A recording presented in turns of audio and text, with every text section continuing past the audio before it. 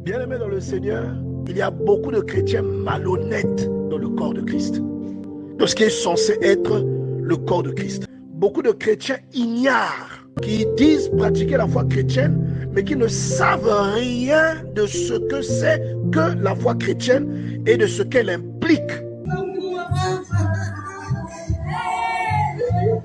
Et c'est la raison pour laquelle nous avons beaucoup d'escrocs dans l'Église.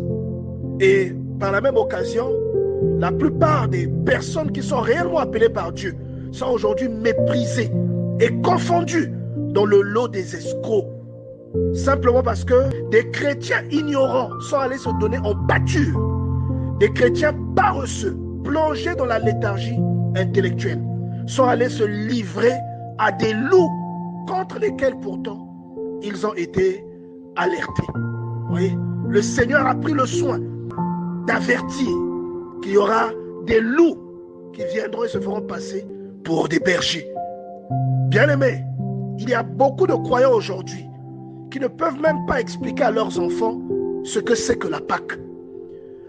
Une fête qui est au cœur de leur croyance, une fête qui est au cœur de leur conviction. C'est la clé du mystère du christianisme. Ce qui fait qu'eux, ils soient devenus chrétiens, c'est grâce à la Pâque. C'est parti d'une préfiguration de Exode chapitre 12.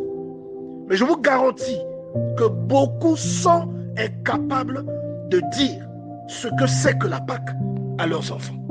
Aujourd'hui, la plupart des chrétiens, quand c'est son pasteur qui a parlé, il ne prend pas le soin, comme les chrétiens de Béry, de vérifier. Qui, pourtant, eux avaient pour interlocuteur Paul lui-même.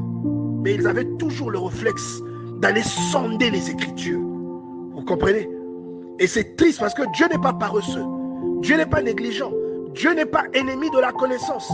La Bible déclare, parce que tu as rejeté la connaissance, je te rejetterai. Ils se disent chrétiens, mais ils sont incapables d'expliquer pourquoi ils sont chrétiens.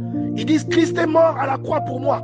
Ils ne peuvent même pas vous disséquer ce que cette parole signifie. Ils ne peuvent pas disséquer cette parole et en donner le sens. Pourquoi dites-vous que Christ est mort pour vous? Qu'est-ce que ça signifie, le fait que Christ soit mort pour vous? Il ne faut même pas le lien entre cette mort et la Pâque. Beaucoup de chrétiens ne font même pas le lien entre Exode 12 et la Sainte Seine. Ils ne font pas ce lien. Mais ils se disent chrétiens.